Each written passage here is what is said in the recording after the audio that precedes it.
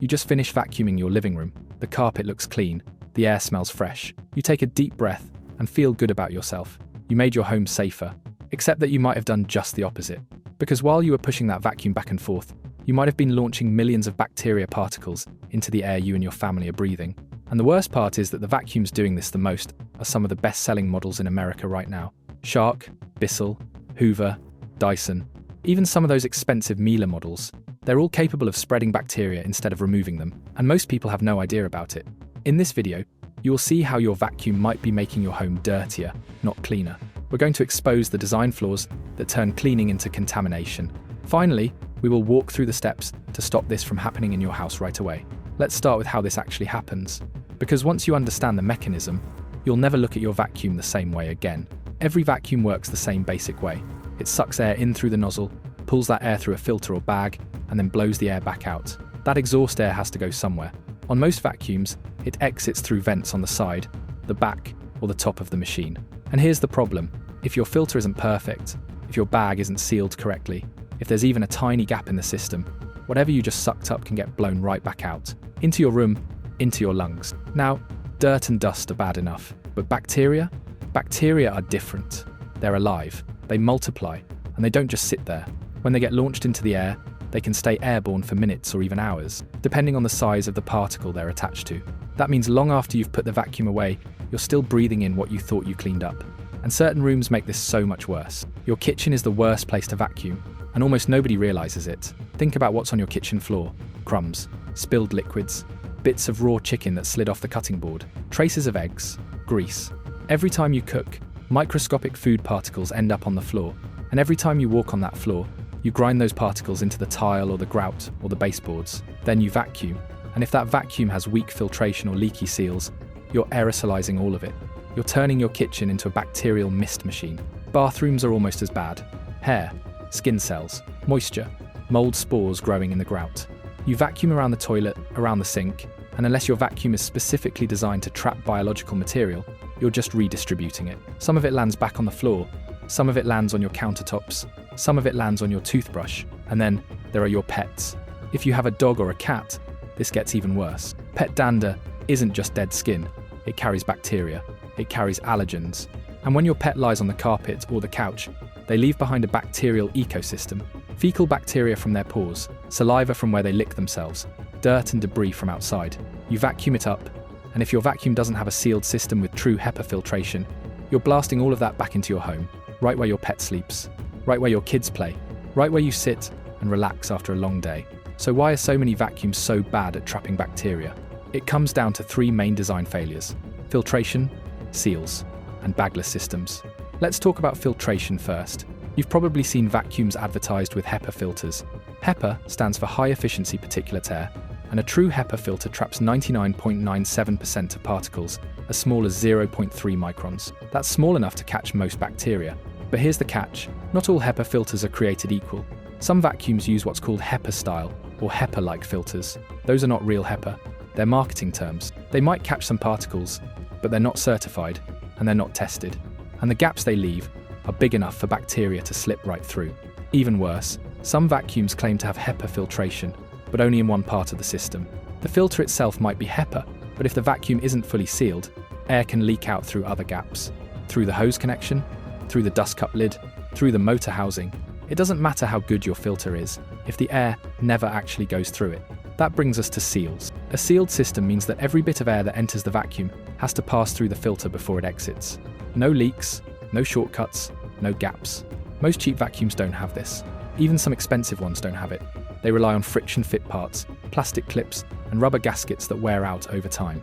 And once those seals degrade, your vacuum turns into a bacteria sprayer. You might not see it, you might not smell it, but it's happening. And then there's the bagless problem. Bagless vacuums are incredibly popular. They're convenient. You don't have to buy replacement bags. You just empty the dust cup into the trash and you're done. Except that emptying process is one of the most bacteria-exposing moments in your entire cleaning routine. When you pull off that dust cup and dump it, you're creating a cloud, dust, dander, bacteria. All of it puffs up into the air. You're standing right there, breathing it in. And, unless you're doing this outside with a mask on, which almost nobody does, you're getting a face full of everything you just vacuumed up. Bagged vacuums are better in this regard, but only if the bag is sealed properly. Cheap vac bags with cardboard collars can let air leak around the edges, and if you overfill the bag, the pressure inside can force particles back out through tiny gaps in the material. You think you're trapping everything, but you're not. Now let's talk about specific types of vacuums that make this worse. Cheap upright vacuums are some of the biggest offenders. You know the ones, $50 to $80 at Walmart or Target. Brands like Dirt Devil, Eureka, Hoover budget models, Bissell Cleanview. They're loud, they're light, they're plasticky, and they rarely have sealed systems. The dust cups don't close tightly. The filters are flimsy. The exhaust vents are wide open. Every time you push one of these across your floor, you're sucking up bacteria on the front end and blowing it back out the back end. Your carpet might look cleaner, but your air is dirtier, and if you're using one of these in your kitchen or bathroom, you're making the problem exponentially worse. Stick vacuums have the same issue, but for different reasons. Brands like Shark Rocket, Bissell Featherweight, budget stick models from any manufacturer. They're convenient, they're cordless, they're easy to grab for quick cleanups, but because they're so compact, the filtration systems are tiny. The dust cups are small. The motors have to work harder, which means higher air velocity and more force pushing particles through any gaps in the system. And most stick vacuums have the exhaust vent right at the top of the handle, which means you're blowing bacteria directly into your face while you clean. You're inhaling it in real time. Even some premium stick vacuums have this problem. Dyson V-Series models are beautifully engineered in a lot of ways, but unless you're using one with a fully sealed HEPA system, and not all of them have it, you're still at risk. The cyclonic separation helps, but it's not perfect, and the bagless dust cup emptying process is the same. You press the button, the bottom flap opens. A cloud of dust and bacteria explodes into the air. You're right there, breathing it. Upright vacuums with poor brush roll design make things worse in a different way. If the brush roll is too aggressive, spins too fast, or has hard bristles, it can actually damage your carpet fibers over time. That creates more dust, more microplastics, more particles floating around. And when you combine that with weak filtration, you're not just spreading bacteria, you're creating new pollutants while you clean. Robot vacuums add another layer to this. Brands like Roomba, Shark IQ, Eufy. They're convenient, they clean while you're at work or asleep. But here's what most people don't realize. Robot vacuums stir up a lot of dust, they move slowly across the floor, and their brushes agitate everything. If they don't have strong suction and good filtration, which many budget models don't, they're just pushing bacteria and dust around, spreading it from room to room. And because they run when you're not watching, you don't see the cloud they create. You just come home and think everything's clean. It's not. It's been redistributed. So what's actually happening inside your body when you breathe in these bacteria? Most of the time, your immune system handles it. Your lungs have defenses, mucus, cilia, white blood cells. They trap and destroy most of the bacteria you inhale before they cause problems. But if you're vacuuming multiple times a week, if you're using a vacuum that's actively spreading bacteria, you're increasing your exposure. Over time, that adds up. It can trigger allergies, asthma, respiratory infections, especially in kids, elderly family members, or anyone with a compromised immune system. And here's the disturbing part. You feel good after vacuuming, but in reality, for the next 30 to 60 minutes, the air in your house might actually be more contaminated than it was before you started. The moment you feel safest might be the moment you're most exposed. This is the contradiction nobody talks about. So how do you stop this? First, understand that not all vacuums are the same. If you're serious about not spreading bacteria, you need a vacuum with a fully sealed system and true HEPA filtration. Not HEPA style, not HEPA like actual certified HEPA. And the entire airflow path needs to be sealed. No leaks, no gaps.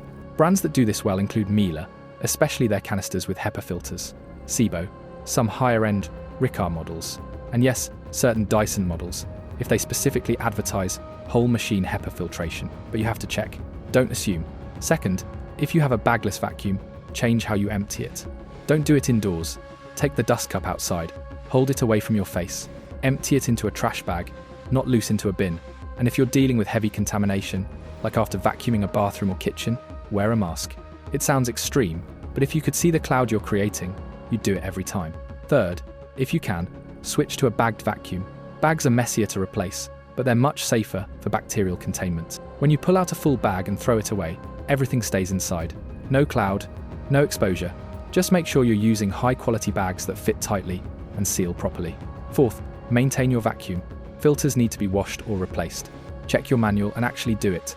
A clogged filter doesn't just reduce suction, it increases the chance that air will find another way out, bypassing the filtration. Seals and gaskets wear out. Inspect them.